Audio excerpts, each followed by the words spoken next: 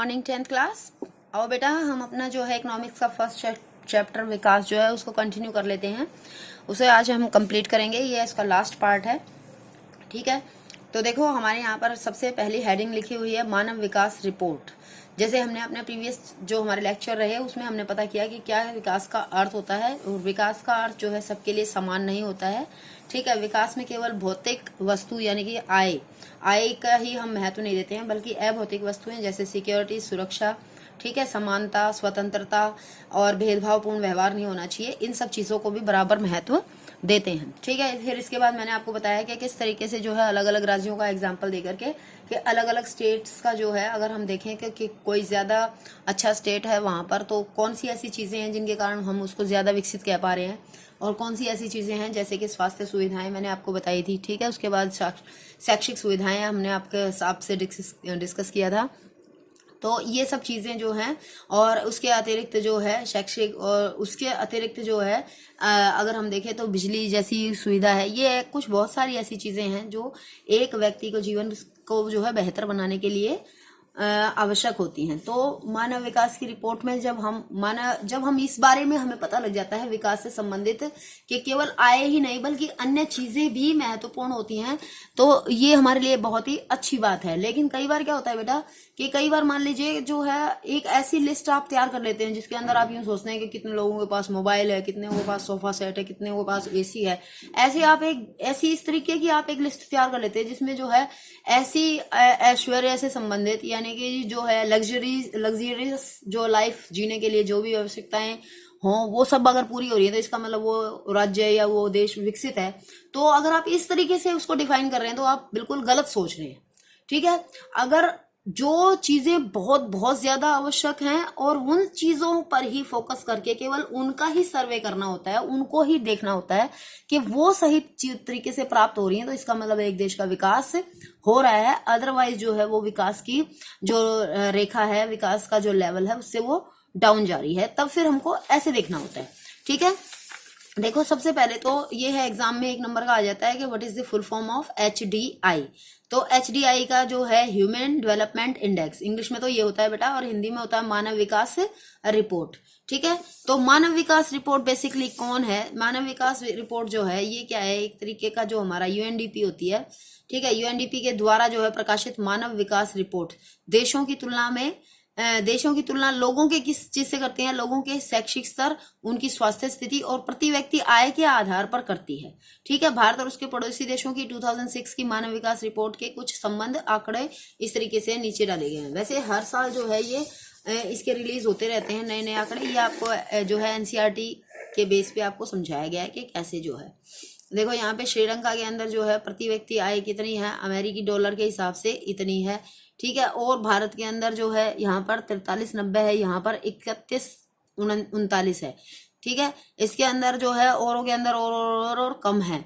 तो सबसे ज्यादा जो है श्रीलंका के अंदर सबसे ज्यादा है। आपको ये बात समझ में आनी चाहिए कि श्रीलंका के अंदर जो है 4390 प्रति व्यक्ति आय है डॉलर के हिसाब से श्रीलंका में। इंडिया उससे नीचे है। ठीक है, उसके बाद म्यांमार, पाकिस्तान, नेपाल, बांग्लादेश, ये अलग अलग कंट्रीज दे रखा है। ठीक है, सबसे ज्यादा जो है आप सीधे से समझेंगे इसमें श्रीलंका का एग्जाम्पल। श्रीलंका में सारी चीजें ज्यादा हैं।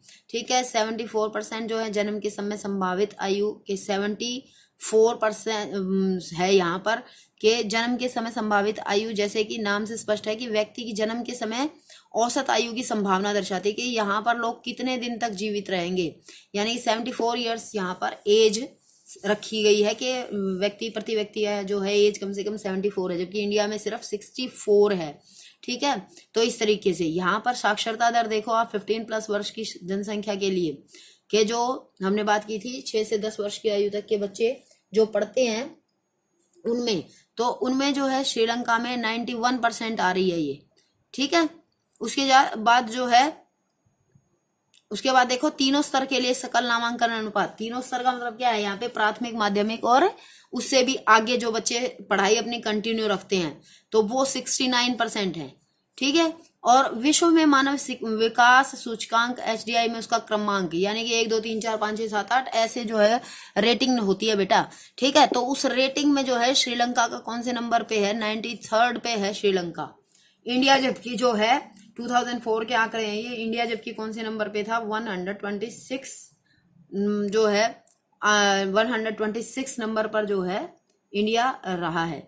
ठीक है, तो इस तरीके से जो है ये आंकड़े ये दिखाने की कोशिश कर रहे हैं कि हमारे जो कहाँ पर सबसे ज्यादा अच्छी सिचुएशन है, इन सब कंट्रीज में सबसे अच्छी सिचुएशन कहाँ पर है, श्रीलंका के अंदर है। तो ये आपका कई बार एग्जाम्पल भी आ जाता है कि अकॉर्डिंग टू आवर बुक जो विकास सूचकांक रिपोर्ट क्या कहती है, कौन सी देश की सबसे अच्छी सिचुएशन है, तो आपको उसमें श्रीलंका भरना है। प्लस में ये देखो पीछे एक्सरसाइज में भी क्वेश्चन है बेटा आपका, ये यहाँ पे क्वेश्चन एक्सरसाइज में भी दे रखा है कि निम्नलिखित पड़ोसी देशों में से मानव विकास के लिहाज से किस देश की स्थिति भारत से भी बेहतर है, तो यहाँ पर श्रीलंका। ठीक है, इस तरीके से। उसके बाद ये सारा चीजें हो गई हैं। उसके बाद जो है इसके बाद ये एक आया है कि विकास की धारणीयता, कि विकास की धारणीयता का क्या मतलब है। जैसे जो हम ज्योग्राफी में पढ़ते हैं सेम एज जो है यहाँ पर पॉलिटी इसके अंदर भी जो है इकोनॉमिक्स के अंदर भी पढ़ेंगे। ठीक है, कि विकास की धारणीयता का क्या अर्थ है, कि हम जो है किस तरीके से विकास को परिभाषित कर रहे हैं। कि मान लीजिए अभी तक जो है एक विशेष देश काफी विकसित है और हम निश्चित रूप से यह चाहेंगे कि विकास का यह स्तर और ऊंचा हो या कम से कम भावी पीढ़ियों के लिए स्तर बना रहे। यह स्पष्ट रूप से वांछनीय है, लेकिन 20वीं सदी के उत्तरार्ध से बहुत से वैज्ञानिक यह चेतावनी देते आ रहे हैं कि विकास का वर्तमान प्रकार और स्तर धारणीय नहीं है। धारणीय का मतलब ये है कि जिसको मान्यता प्रदान की जा सके, जो कंटिन्यूअसली चल सके, इस तरीके का विकास नहीं है। ठीक है, अगर मान लीजिए विकास जो है प्रकृति को नुकसान पहुंचा करके विकास किया जा रहा है। ठीक है, देखो जो बड़ी बड़ी जो है अंडरग्राउंड जो रेलें चलाई जाती हैं, जो मेट्रो चलाई जा रही है, तो कहीं ना कहीं जो है वो क्या हो रहा है, पृथ्वी नीचे से जो है पृथ्वी का बेस कमजोर हो रहा है। पृथ्वी जो है उसमें जो है ये क्या कहते हैं इसको, भूकंप वगैरह आने की ज्यादा संभावनाएं हो जाती हैं। अगर नीचे से ज्यादा खुदाई की जाती है, ज्यादा ओवर माइनिंग हो जाता है, तो उससे भी पृथ्वी खतरे में पड़ जाती है। ठीक है, तो देखो अलग अलग तरीके से है विकास जो है। विकास का अर्थ कभी भी ये नहीं होता है कि आप इस तरीके से विकास करें कि आने वाली पीढ़ियों के लिए कुछ भी ना बचे। यहाँ पर विकास की धारणीयता का बेसिक मीनिंग ही ये है कि विकास इस तरीके से होना चाहिए कि आने वाली पीढ़ियों के लिए भी क्या हो रहे, संसाधन बचे रहें। विकास का अर्थ ही ये है। ठीक है, जैसे एग्जाम्पल आपको यहाँ दे करके बताया गया है कि देखो यहाँ पर यह है कि भूमिगत जल के बारे में बता रहे हैं यहाँ पे। ठीक है, कि 300 जिलों से सूचना मिली है कि वहां पिछले 20 सालों से पानी के स्तर में 4 मीटर से अधिक की गिरावट आई है। देश का लगभग 1/3 भाग भूमिगत जल भंडारों का अति उपयोग कर रहा है। ठीक है, यदि इस संसाधन के प्रयोग करने का वर्तमान तरीका जारी रहा तो अगले 25 वर्षों में देश का 60% भाग क्या हो जाएगा, इस साधन का अति उपयोग जो कर रहा है वो क्या हो जाएगा, वो इसमें जो है कमी आ जाएगी भूमिगत जल में। ठीक है, भूमिगत जल का अति उपयोग विशेष रूप से पंजाब, पश्चिमी उत्तर प्रदेश के कृषि की दृष्टि से समृद्ध क्षेत्रों, मध्य और दक्षिण भारत के चट्टानी पठारी क्षेत्रों, कुछ तटवर्ती क्षेत्रों और तेजी से विकसित होती शहरी बस्तियों में पाया जाता है। जो भूमिगत, जैसे मैं आपको बता रही थी कि मान लीजिए ज्यादा जो है इरिगेशन, ओवर इरिगेशन अगर कर दिया जाता है तो उससे भी क्या हो जाती है, उससे भी एक तो पानी का नुकसान हो रहा है, दूसरा जो है पृथ्वी की जो है उसकी फर्टिलिटी पर भी इस चीज का असर पड़ता है ओवर इरिगेशन की वजह से। ठीक है, भूमिगत जल नवीकरणीय संसाधन का उदाहरण है। ठीक है, फसल और पौधों की तरह इन साधनों की पुनः पूर्ति प्रकृति करती है, लेकिन यहाँ भी हम इन साधनों का अति उपयोग कर सकते हैं। उदाहरण के लिए भूमिगत जल का यदि बरसात द्वारा हो रही पुनः पूर्ति से अधिक उपयोग करते हैं तो हम इस साधन का अति उपयोग कर रहे हैं। अति उपयोग का मतलब क्या है बेटा, कि हम आवश्यकता से ज्यादा उसका, यानी कि प्रयोग नहीं, उसका हम दुरुपयोग कर रहे हैं। तो अगर हम दुरुपयोग कर रहे हैं तो वो बिल्कुल गलत है। गैर नवीकरणीय साधन वो होते हैं जो वर्षों से प्रयोग के पश्चात समाप्त हो जाते हैं। इन संसाधनों का धरती पर एक निश्चित भंडार है और इनकी पुनः पूर्ति, ये आप अब जो है ज्योग्राफी में पढ़ चुके हो, नवीकरणीय और अनवीकरणीय संसाधन किसे कहते हैं। तो ये वहां पर ये अपने को एग्जाम्पल देके बता दें कि अगर इस तरीके से जो है हमने इस बात का महत्व नहीं समझा तो ये विकास का चक्र जो है वो क्या हो जाएगा, वो थम जाएगा, या फिर ये विकास केवल जो है वर्तमान पीढ़ियों तक ही पॉसिबल हो पाएगा। आने वाली फ्यूचर की पीढ़ियों तक जो है ये विकास जो है वो संभव नहीं हो पाएगा। ये देखिए यहाँ पर एक और एग्जांपल दे करके बताया गया है कि कच्चे तेल के अतिरिक्त भंडार, जैसे मध्य पूर्व में जो है ये देश है, ये क्षेत्र मध्य पूर्व के क्षेत्रों में जो है 89% है, जो कि भंडारों की चलने की अवधि कितनी है, वो 93 वर्षों तक चलेंगी। ठीक है। संयुक्त राज्य अमेरिका के पास जो है 4 बिलियन टन है, और वो जो है भंडारों की चलने की अवधि कितनी है वर्षों में, 10 ईयर्स। विश्व में जो है 137 कंट्री हैं जिनके पास विश्व में जो है कुल कितना है, 137 बिलियन टन जो है भंडार है हमारे पास, जो 43 ईयर्स तक ही चलेंगे। तो अगर मान लीजिए इस तरीके से जो है हम संसाधनों का प्रयोग करते रहे तो संसाधन क्या हो जाएंगे, एक दिन धीरे धीरे समाप्त हो जाएंगे। और जैसे भारत जैसा देश है, इसको बहुत सारे जो है इसको क्या करने पड़ते हैं, बहुत सारी चीजों को जो है आयात करना पड़ता है। ठीक है। तो भारत के पास अपना खुद का कोई भी जो है वो यहाँ पर इतना अच्छा जो है हम ये नहीं कह सकते कि बहुत अच्छे तेल के भंडार हैं हमारे को, पूरी तरह से हम आयात पर ही निर्भर हैं। अगर आयात पर हम निर्भर हैं तो ऐसी स्थिति में क्या हो सकता है, जिन कंट्रीज के पास तेल के भंडार हैं तो वो इसकी कीमत बढ़ा सकते हैं। ठीक है। तो ये जो है क्या होता है कि ये अगर मान लीजिए इस तरीके से होता रहा कि कोई ना कोई जो है कंट्रीज आपस में ज्यादा से ज्यादा संसाधनों का प्रयोग करती रही, और ये जो है धीरे धीरे अगर उनके भंडार खत्म हो गए तो फिर कहीं ना कहीं क्या हो जाएगी, इन सब जो विकास की जो ये चक्र है वो थम जाएगा, वो खत्म हो जाएगा, और प्रकृति के लिए जो है वो एक बड़ा खतरा उत्पन्न हो सकता है। तो इसलिए बहुत ज्यादा जरूरी है कि विकास जो है कैसा होना चाहिए, वो पर्यावरण को ध्यान में रख करके किया जाना चाहिए, पर्यावरण खराब ना हो। देखो, पर्यावरण में गिरावट के परिणाम जो है राष्ट्रीय और राज्य सीमाओं का ख्याल नहीं करते हैं।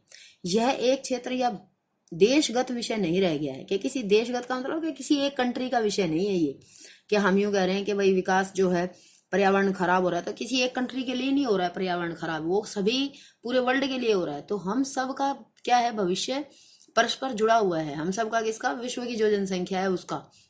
विकास की धारणीयता तुलनात्मक स्तर पर ज्ञान का नया क्षेत्र है, जिसमें वैज्ञानिक, अर्थशास्त्री, दार्शनिक और अन्य सामाजिक वैज्ञानिक मिलजुल कर काम कर रहे हैं। विकास या प्रगति का प्रश्न हमेशा चलने वाला प्रश्न है।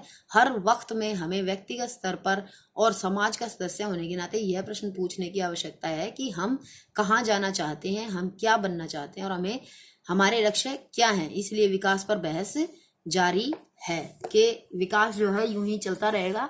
ठीक है। लेकिन विकास जो है, विकास कैसे करना है, विकास जो है पूरी तरह से प्रकृति को ध्यान में रख करके करना है, पर्यावरण की बलि नहीं चढ़ानी है।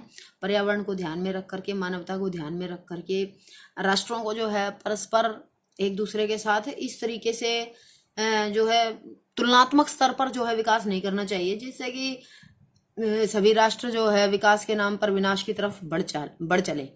समझ रहे हैं आप, विकास एक अलग चीज है, लेकिन विनाश जो है उसका बिल्कुल जो है उसका अपोजिट मीनिंग है। तो विनाश नहीं होना चाहिए, विकास को विकास ही रहने दिया जाए। विकास पर्यावरण की बलि दे करके विकास करना ये अच्छी बात नहीं है। ठीक है। तो बेटा इस तरीके से अपना ये चैप्टर कंप्लीट हो गया है। इस चैप्टर में जो है क्वेश्चन देख लीजिए जरा एक बार, ये क्वेश्चन, उसके बाद 4th क्वेश्चन, ठीक है, उसके बाद 5th क्वेश्चन। ये सभी क्वेश्चन, इसके जो भी क्वेश्चंस हैं सब इंपॉर्टेंट क्वेश्चन है। धारणीयता का विकास, ये वेरी इंपॉर्टेंट क्वेश्चन है। ठीक है। ये सभी क्वेश्चन मैं आपको जो है सही तरीके से मैं आपको सेंड करूंगी, आप जो है सब अपनी नोटबुक में इसको लिख लेंगे। ठीक है। और अगर आपको कोई भी लेसन से रिलेटेड कुछ भी दिक्कत हो, परेशानी हो, तो आप मुझसे पूछ सकते हैं। ओके। ठीक है। सारा जो है लेसन को ढंग से पढ़ेंगे। लेसन के अंदर जो भी बॉक्सेस दिए हुए हैं सब बॉक्स को देखेंगे आप ध्यान से, सारे बॉक्स इंपॉर्टेंट हैं। ये देखो, ये एक बॉक्स है, ये बॉक्स किस लिए है, ये बॉक्स जो है ये दिखाने के लिए है कि आप अपने आप को ये देख सकते हो कि आप जो है आप अल्प पोषित हैं। ये आपकी एज के हिसाब से आपकी हाइट का जो है वो स्तर ठीक है या नहीं है, वो ये दिखाने के लिए है। ठीक है। कि आप जो है किस क्षेत्र से संबंधित हैं, और आपका जो है ये एक एग्जाम्पल सा लिया गया है इसमें। ठीक है। कि 25 से अधिक है, तो देखो ये बता रखा है कि यह ज्ञात करने के लिए कि क्या वयस्क अल्प पोषित है, एक तरीका है जिसमें पोषण वैज्ञानिक क्या करते हैं, शरीर द्रव्यमान सूचकांक जिसको कहते हैं, इसकी गणना करना सरल है। किसी व्यक्ति का भार किलोग्राम में ले लीजिए और फिर उसकी लंबाई मीटर में ले लीजिए, और फिर भार को लंबाई के वर्ग से भाग दे दीजिए। अगर यह संख्या 18.5 से कम है तो उस व्यक्ति को अल्प पोषित कहा जाएगा, लेकिन अगर उसकी 25 से अधिक है तो वह व्यक्ति अति भारित होगा। लेकिन याद रखिए कि यह मापदंड बढ़ते बच्चों पर लागू नहीं होता है। कक्षा में हर विद्यार्थी और 3 वयस्कों का वजन और उचित ऊंचाई मापें। इसके लिए अलग अलग आर्थिक पृष्ठभूमियों के बच्चों को भी चुनें, जिससे जैसे कि निर्माण कार्य में लगे मजदूर हैं, घर में काम करने वाले नौकर हैं, दफ्तरों में काम करने वाले लोग, व्यापारी आदि। ये जो है बेसिकली ये है कि आपके हाइट जो बढ़ रही है वो आपके वेट के अकॉर्डिंग, आपका वेट उसके लिए सही है या कम है या ज्यादा है, वो देखने का भी एक ये पैमाना होता है। ठीक है बेटा, okay, bye, take care yourself.